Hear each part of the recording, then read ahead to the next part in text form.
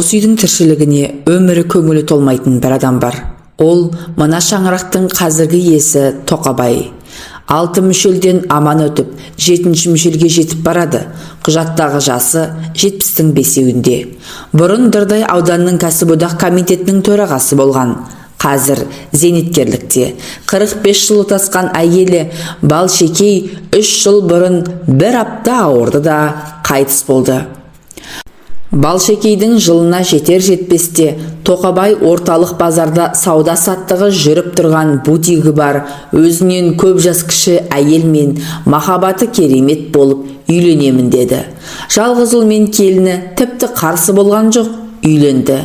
Жас әйелдің 3 бөлмелі үйінде бірге тұрам деді. Тұрды. Бірақ бұл махаббаттары ұзаққа бармады. 7-8 айдан кейін үйге қайра келді. Міне, енді Тоқабай үйге келгелі бері жалғыз ұлы Сейтекке де, келіні Рәзияға да істеген істерінен мін шығарып, тиіспесе отыра алмайтын әдет шығарды.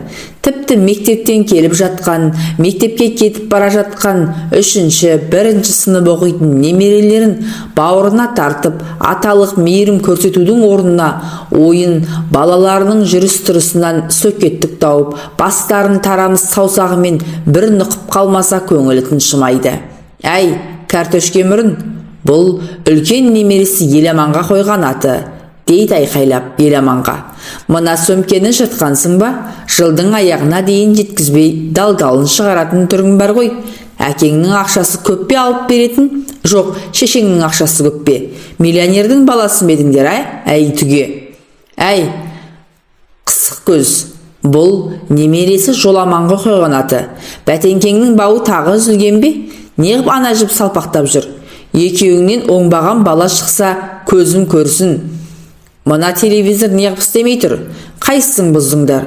Ту, папа, не болған сізге? Сөмке де жыртылған жоқ, бәтеңкенің бауы да үзілген жоқ.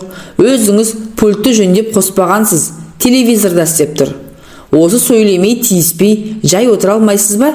Деп ұлы Сейтек әкесіне мұрынның астынан мінгірлегендей болады. Қатты айта алмайды, өйткен жастайынан ашса алақанда, жұмса жұдырығында ұстап, үстемдік жүргізген әкенің әлі де баласына мысы басым. Бұрын шешең барда үндемеуші едің, енді бір нәрсе деп сөйлейтінді шығарып келесің ғой, байқаймын. Сенің үйретушің қасыңдағы анау жақсың-ау, бұл сөзі келіні Рәзияға тұспалдағаны. Ой пап, қойшы енді. Ешкімге тиіспей, жаймен отыруға болмай ма сізге? Жұмыстан келгенде бұлай демалайын десек, құлаққа тыныштық бермейтін болдыңыз ғой өзіңіз. Түх, дейді Сейтек орнынан амалсыз тұрып кетіп. Келіні мұның бәріне қатты жыны келіп тұрса да, үндемеуге тырысады. Ендеше мені ана қарттар үйіне апарып тастаңдар, бәріңе де қолайлы. Пап, ешкім сізді қарттар үйіне апармайды, қайдағын айтып отырасыз, дейді Рәзия, енді үн қатып, кесе аяғын жылыстырып жатып. Ішінен тағы, енемнің орнына осы шал кетуі керек еді, жатқан қырсық, дейді. Рәзия атасын келген күннен жек көреді. Нағыз қарабақа есепшіл, ұсақ адам. Өйткені Сейтек екеуінің тойы өтіп, адам аяғының абыр-сабыры басылдау деген күннің ертеңіне атасының енесіне тойдан түскен ақшаны қайда құрттың деп қатты айқайлап ұрсып жатқанын естіді. Бір үйде тұрып, естімеу мүмкін емес болатын. Тойға жиналған ақшаны неге балдарға бердің? Олар басқа жақта тұрып жатқан жоқ қой, осы үйде тұрып жатыр. Олар өздерінің тойын өздері жасап жатыр ма?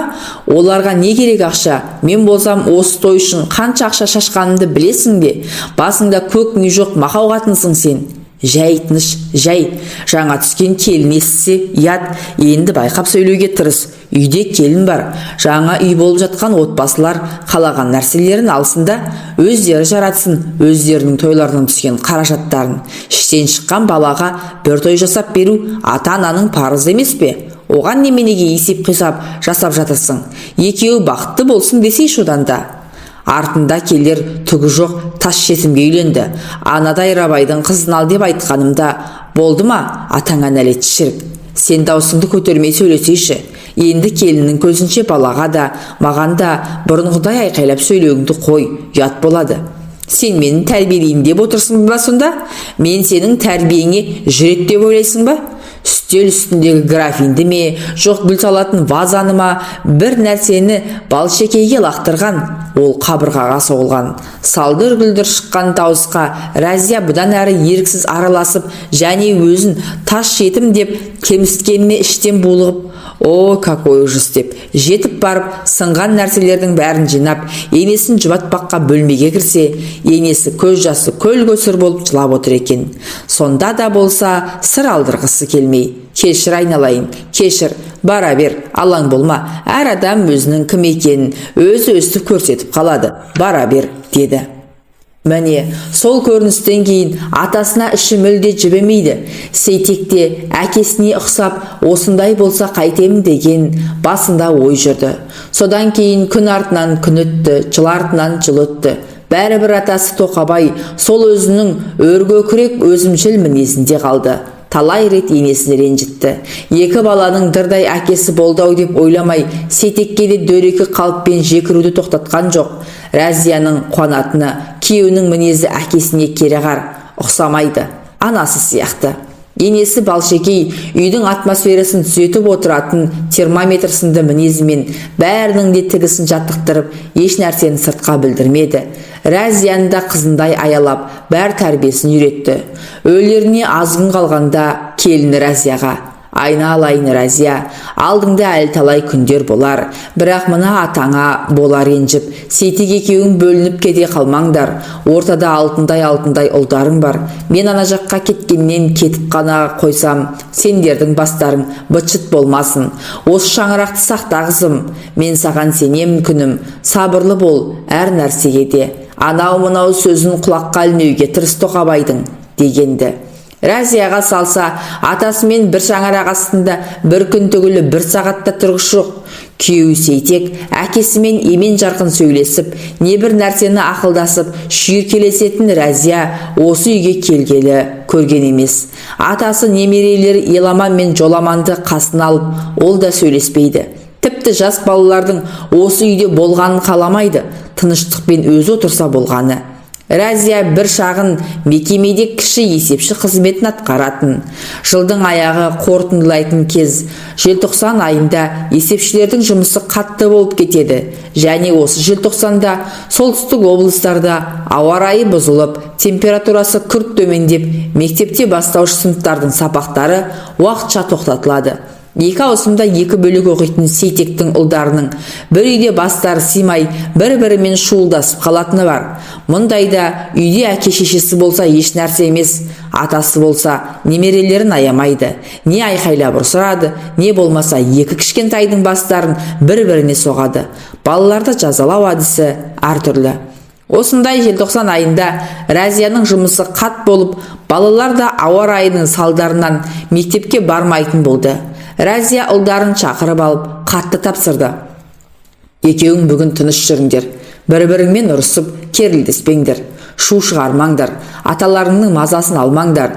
Түсте папаң келіп сендерге тамақ береді.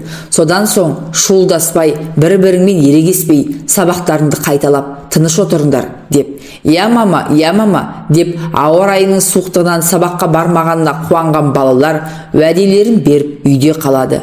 Баланың балалығы болмай тұрмайды. Ақыры тетелес екі бала бір нәрсеге шекісіп қалып, кіші ұл Жоламанның жылаған даусы қаттырақ шығып кетті.